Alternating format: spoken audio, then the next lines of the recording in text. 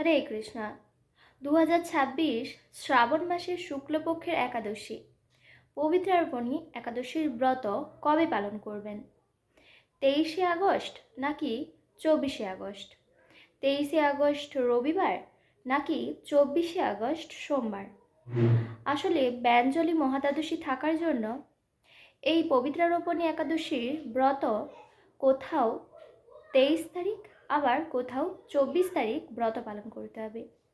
তো আসুন দেখে নেওয়া যাক কোথায় কোথায় 23 তারিখ অর্থাৎ রবিবার ব্রত পালন করতে হবে এবং কোথায় কোথায় 24 তারিখ অর্থাৎ সোমবার ব্রত পালন করতে হবে। যে সমস্ত স্থানে 23শে আগস্ট ব্রত পালন করতে হবে সেগুলি হলো মালদ্বীপ, দুবাই, আরব আমিরাত, বাহরাইন, কাতার, কুয়েত সহ মধ্যপ্রাচ্যের সকল দেশ, Portugal, Spain, France, Belgium, Netherland, Switzerland, Russia, পশ্চিম আমেরিকার মালি ইত্যাদি শহরগুলিতে 23শে আগস্ট ব্রত পালন করতে হবে। যে সকল স্থানে 24শে আগস্ট ব্রত পালন করতে হবে সেগুলি হলো Bharat, Bangladesh, Nepal, Bhutan, Sri Lanka, Myanmar, Pakistan, Malaysia, Singapore, Indonesia, Cambodia, Vietnam, Brunei, Thailand, Japan. সকলেই এই পবিত্রার্পণী একাদশীর ব্রত পালন করবেন। আবার যাদের পুত্র সন্তান লাভ করার ইচ্ছা রয়েছে তারা কিন্তু এই পবিত্রার্পণী একাদশীর ব্রত বিশেষভাবে পালন করতে পারেন। নির্জলার ব্রত পালন করে এই একাদশীর ব্রত পালন করতে পারেন। তো সকলেই এই পবিত্রার্পণী একাদশীর ব্রত পালন করবেন এবং অন্যকে পালন করার জন্য উৎসাহিত করবেন। পরের দিন খুবই অল্প সময় এই একাদশীর ব্রত পালনের সময় রয়েছে, তো তাই দেখে শুনে একটু সময়ের মধ্যে সকলেই কিন্তু পালন করবেন। পবিত্রার্পণী একাদশীর মাহাত্ম্য। একদিন মহারাজ যুধিষ্ঠির ভগবান শ্রীকৃষ্ণকে জিজ্ঞাসা করলেন, হে প্রভু, শ্রাবণ মাসের শুক্লপক্ষের একাদশীর নাম কি? তা কৃপা করে আমাকে বলুন। শ্রীকৃষ্ণ বললেন, হে মহারাজ, এখন আমি সেই পবিত্র ব্রত মাহাত্ম্য বর্ণনা করছি।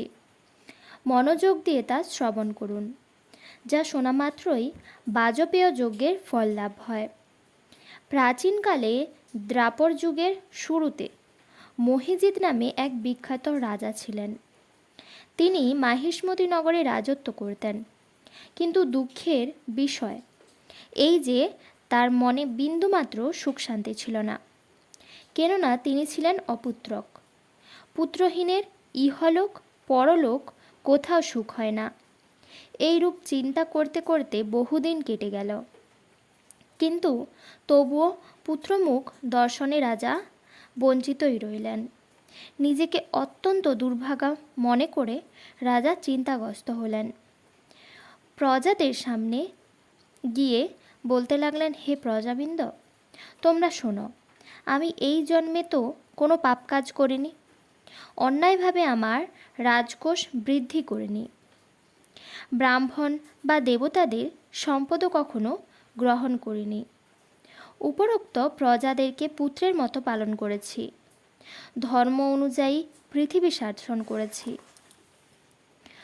দুষ্টদের যথানুরূপ দণ্ড দিয়েছি, সজ্জন ব্যক্তিদের যথাযোগ্য সম্মান করতেও কখনো অবহেলা করিনি। তাই হে ব্রাহ্মণগণ, এই প্রকার ধর্মপথ অবলম্বন করা সত্ত্বেও কেন আমার পুত্র লাভ হলো না, তা আপনারা কৃপা করে অনুসন্ধান করুন। রাজার এই প্রকার কাতর উক্তি শ্রবণে ব্যথিত রাজভক্ত পুরোহিত ব্রাহ্মণগণ রাজার মঙ্গলের জন্য গভীর বনে ত্রিকালজ্ঞ মুনি ঋষির কাছে যেতে মনস্থ করলেন। বনের মধ্যে ঋষিদের আশ্রম সকল দেখতে দেখতে তারা এক মুনির সন্ধান পেলেন। তিনি দীর্ঘায়ু, নিরোগ, নিরাহারে ঘোর তপস্যায় মগ্ন ছিলেন। সর্বশাস্ত্র বিশারদ, ধর্মতত্ত্বজ্ঞ ও ত্রিকালজ্ঞ সেই মহামুনি লোমশ নামে পরিচিত। ব্রহ্মার এক কল্প অতিবাহিত হলে মুনিবরের গায়ের একটি লোম পরিত্যাজ্য হতো। এই কারণে এই মহামুনির নাম লোমশ। তাকে দেখে সকলেই ধন্য হলেন। তারা পরস্পর বলতে লাগলেন যে, আমাদের বহু জন্মের সৌভাগ্যের ফলে আজ আমরা এই মুনিবরের সাক্ষাৎ লাভ করলাম। তারপর ঋষিবর তাদের সম্বোধন করে বললেন, কী কারণে আপনারা এখানে এসেছেন? এবং কেনই বা আমার এত প্রশংসা করছেন তা স্পষ্ট করে বলুন। আপনাদের যাতে মঙ্গল হয় আমি নিশ্চয়ই তার চেষ্টা করব। ব্রাহ্মণেরা বললেন, হে ঋষিবর, আমরা যে উদ্দেশ্যে এখানে এসেছি আপনি তা কৃপা করে শুনুন। এই পৃথিবীতে আপনার মতো শ্রেষ্ঠ ব্যক্তি আর কোথাও নেই। মহিজিৎ নামে এক রাজা নিঃসন্তান হওয়ায় অতি দুঃখে দিন যাপন করছে। আমরা তার প্রজা।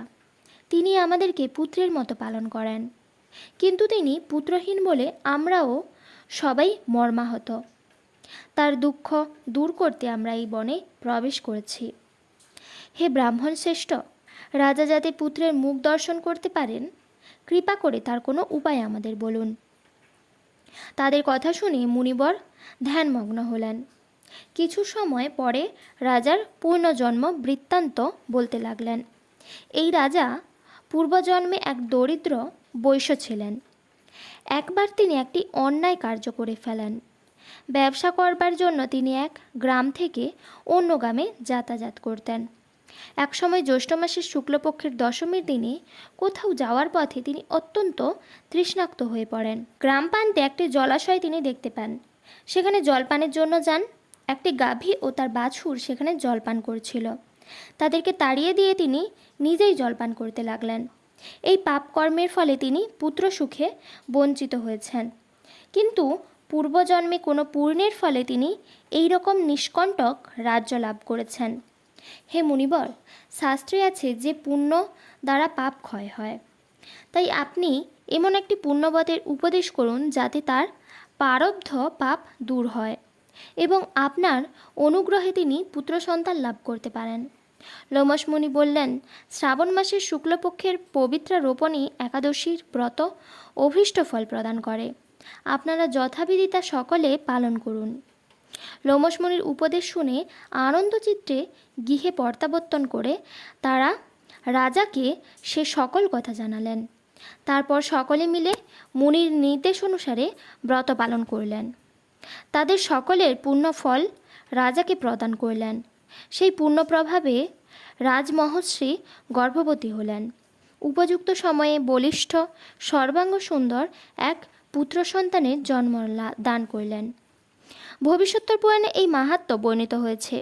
এই ব্রত মাহাত্ম্য যিনি পাঠ বা শ্রবণ করবেন তিনি সমস্ত পাপ থেকে মুক্ত হবেন এবং পুত্রসুখ ভোগ করে অবশেষে দিব্যধাম প্রাপ্ত হবেন। পরের দিন পায়নের সময়সূচি: পশ্চিমবঙ্গ 5টা 16 থেকে 6টা 22, দিল্লি 5টা 55 থেকে 6টা 22, বৃন্দাবন 5টা 54 থেকে 6টা 22, উত্তরপ্রদেশ 5টা 42 থেকে 6টা 22, মুম্বাই মহারাষ্ট্র 6টা 21 থেকে 6টা 22, পুনে মহারাষ্ট্র 6টা 18 থেকে 6টা 22, নাগপুর মহারাষ্ট্র 5টা 55 থেকে 6টা 22, চেন্নাই তামিলনাড়ু 5টা 57 থেকে 6টা 22, ভুবনেশ্বর উড়িষ্যা 5টা 29 থেকে 6টা 22, পুনে মহারাষ্ট্র 6টা 18 থেকে 6টা 22, নাগপুর মহারাষ্ট্র 5টা 55 থেকে 6টা 22, ভুবনেশ্বর উড়িষ্যা 5টা 29 থেকে 6টা 22, ঝাড়খণ্ড 5টা 27 থেকে 9টা 22, বিহার 5টা 24 থেকে 6টা 22, শিলং মেঘালয় 4টা 59 থেকে 6টা 22, মিজোরাম 4টা 57 থেকে 6টা 22, নাগাল্যান্ড 4টা 48 থেকে 6টা 22, অরুণাচল প্রদেশ 4টা 52 থেকে 6টা 22, হিমাচল প্রদেশ 5টা 51 থেকে 6টা 22,